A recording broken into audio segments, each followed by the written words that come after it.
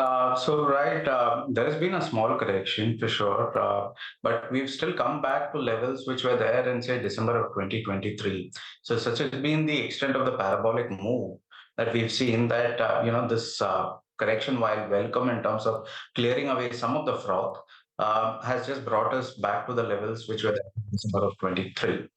I think from an overall sense, while we're positive on the economic construct, the fact that we've got counter-cyclical both on the monetary side as well as on the fiscal side. So therefore, you do you're seeing growth which is without steroids, which is very welcome.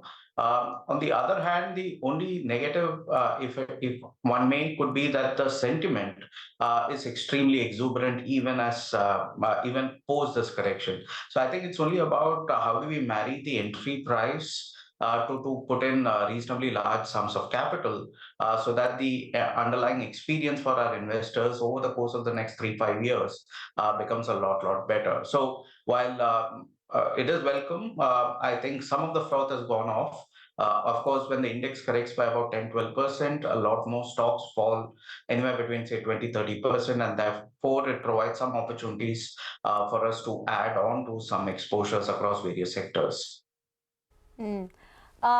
You are, in a way, betting on metals also, Harish. I was listening to some of your previous interactions, and metals is a sector which you've classified as a dark horse. Now, this is a bit of a contra trade. Not too many, the consensus opinion is not very bullish on metals. So can you take us through your view there? So metals is clearly, as you rightly coined it, it's a dark horse trade. It's a contrarian trade. A lot of is predicated on what China does, given the fact that it's the largest consumer and supplier of metals. So the sense that we have is twofold.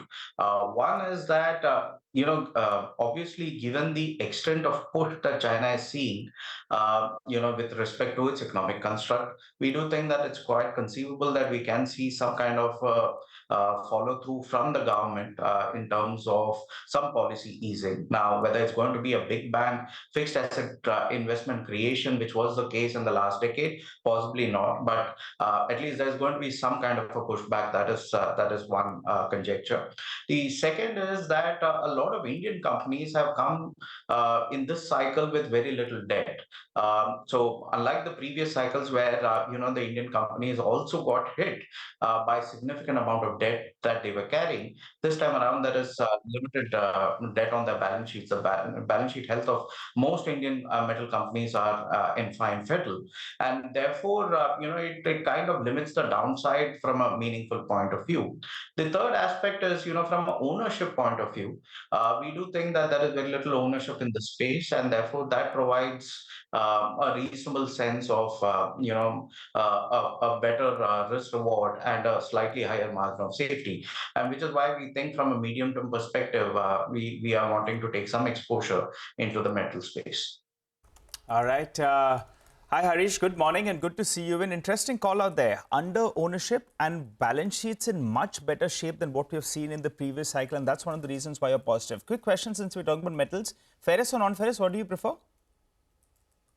So ideally, it would be non-ferrous, given the significant extent of usage, across industries. We are going through this massive electrification drive across the world, and therefore, it genuinely does prefer the non-ferrous. But I guess, by and large, metals move as a homogeneous pack. It isn't that, there's too much of distinction from a price action point of view, but from a slightly longer term construct, we do prefer the non-ferrous over the ferrous themes. Got it. And for the non-ferrous space, you also have the dollar play out there. A weaker dollar will be good news for LME prices, which could help them. So we got that. What about, I wanted to ask you, Harish, besides sectors and themes, there is some kind of cautiousness with regard to earnings growth, because we did see margin expansion, but top line growth wasn't that good. So part of the street is saying, hey, maybe bulk of this margin expansion is now behind us, and the top line growth doesn't look like it's going to come as much as anticipated. Do you think there's a risk to FY25 earnings, or do you think we'll be fine? I think it's a reasonably fair construct now. We do think that, top line growth has been sluggish across sectors. So, while we can talk about headline numbers, I think what's more important for us is the breadth of the earnings across, say, the top 200 companies. And we've definitely seen a sluggish top line growth across multiple sectors, notably on the consumption side. I think investment as a theme is still doing quite well when we look at both from a top line construct. Obviously, over there, the bigger construct is that of the order inflow, and that definitely is streaming to do much better. But purely from a top line point of view, I think there's a greater pressure in terms of consumption. So and that obviously feeds into multiple sectors and subsectors. So we are a bit sanguine on the fact that that is one area which is kind of slowing down. Of course, whether it can see some kind of pullback, I think it's also a function that especially in consumption, there's been a significant amount of margin increase that has happened across the board, especially on the FMCG pack, and therefore we do think that there is going to be some kind of price correction that needs to happen to excite back the customer. And therefore, we do think that without margin, without top line coming through, even margins are at risk for a lot of these companies. So the broader call out is clearly investment over consumption from our perspective, and within that, obviously, sectors which are more geared towards government and private capex, as well as on the real estate side, is what we think are in better shape at this point of time. Harish, two PSU sectors where we've seen a parabolic up move have been one, defense, and the other one is railways, where we have seen greater spend by the government on defense and railways. The order wins have been exceedingly strong. But the question now is on valuations. And are they comfortable or uncomfortable, even if you have a longer term time horizon? Where do you stand on defense and railways?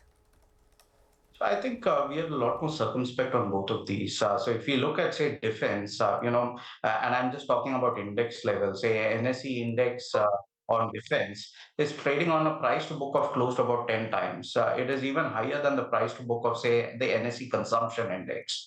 Now, these are very rarefied entry level multiples. So while there's a lot positive going on, including the export opportunity that Indian defense companies can cater to, as well as the indigenization drive that the government is focusing on. And obviously, defense is a very topical point today, given the geopolitical scenario that's there. We think that the current valuations pretty much cap out any prospect of further medium-term value creation. So we are a bit circumspect on both of these within the broader PSU pack. Okay. So Sanjay, overall, given the construct and sort of what we're in for, I think the next event now is obviously we get into earnings, and then finally the election event.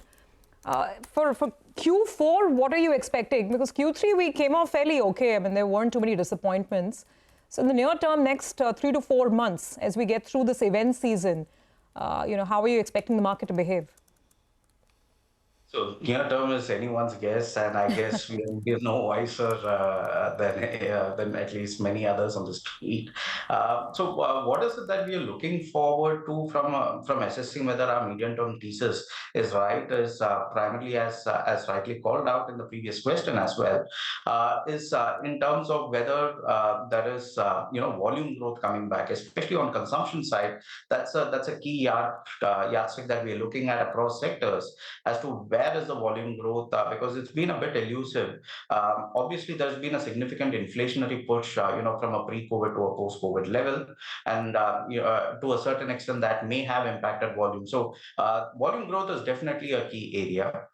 If I look at other sectors, I think auto is something where we've seen a reasonable amount of persistence of demand, and especially as far as the passenger car vehicle and to a certain extent two-wheeler. What we are slightly more sanguine is on the agri side and on the CV side.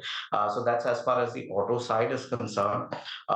As far as investment, like I said, obviously government is a very big enabler and a catalyst, and is also a big spender on the investment side, and therefore it's very important to see the contours of the political formation that does come through over the course of the next 3-4 months, and obviously a similar government formation with a focus focus on investment is therefore welcome from a medium-term construct, because it does bring in that productivity benefits that can help catalyze the overall economic activity for a longer runway. So investment is something that we continue to keep a watchful eye on.